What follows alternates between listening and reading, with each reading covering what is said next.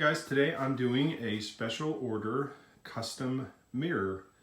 It's going to be like this one, only the finish is going to be just a little bit different. And that's what we're doing today on Burleywood. So today I'm doing a custom mirror. I got an order for a mirror that is 36 by 40. And recently on a YouTube comment on one of my videos, someone asked me why I didn't have the 45-degree angle. Well, two things. I think it just looks better and it's kind of the signature of my brand. I can do that. I have done that. I just think this kind of sets me apart. But so anyway, pretty simple.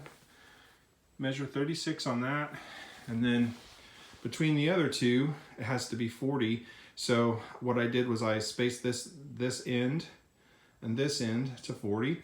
And then in the middle, I cut a 33-inch piece. So then you've got your finished piece of 36 by 40.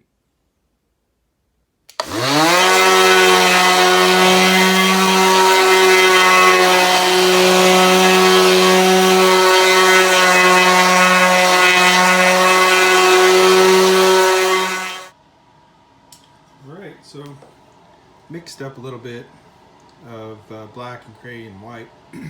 So when I say it's custom, it really is custom. They saw both of the ones I normally do with a very, very light underground color that comes through when we stress these up and sand them, and they wanted something in the middle, so I'm doing that. So we're going to do one coat of this dark gray all over, nice and thick, and then we're going to do the whitewash, and I'll bring you in on that when I start it. So this bad boy's been drying overnight, and we got one good solid coat of gray. This is the back. I always start out with the back for drips and stuff. I got the whitewash, which is 50% water-based paint and 50% water. And then I've got a big, kind of a stiff, bristly, big brush because I want the big strokes to come out. We want one good coat of this everywhere, front and back. And the lighter the undercolor, of course, the lighter the distress is. But on this one, like I said earlier, we want it to come out a little bit darker. So we're going to do one good solid coat paint of this, and then I'll show you what it looks like before we get done with that part, and then we will start distressing.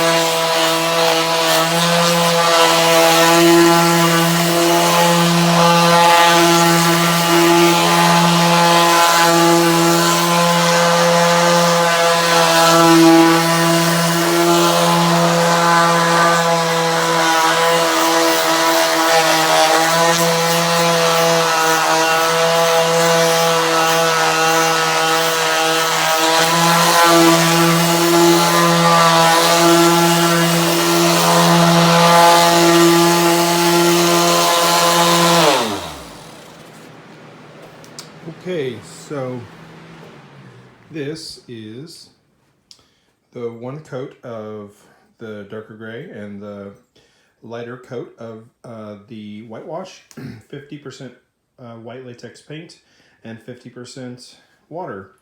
And you can see that's where it starts and that's where it goes. You saw me sanding. It's just sort of a random thing. You get a feel for it. Put a little more scuffing in some places. And some places you just let the natural wood grain reveal itself.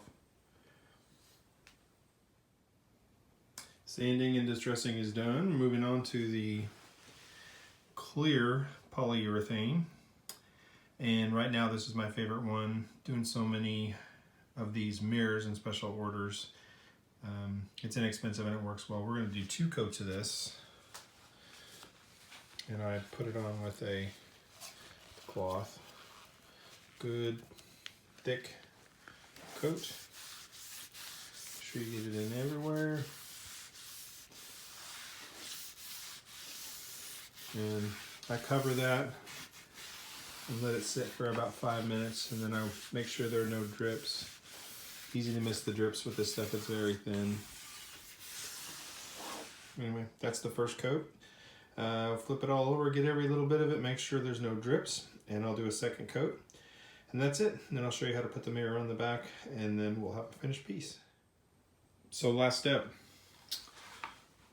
getting the little clip screwed on there.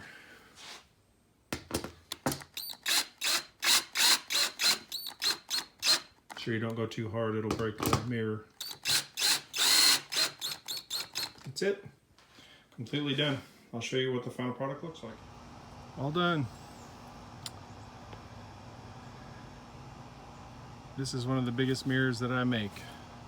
Turned out pretty good. I like the way that the weathering took hold, and actually might switch to that gray full time instead of the lighter gray that I've been doing, or the darker gray.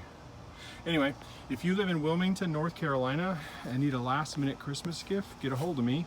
I can still fix these up for you. Thanks for watching, everybody.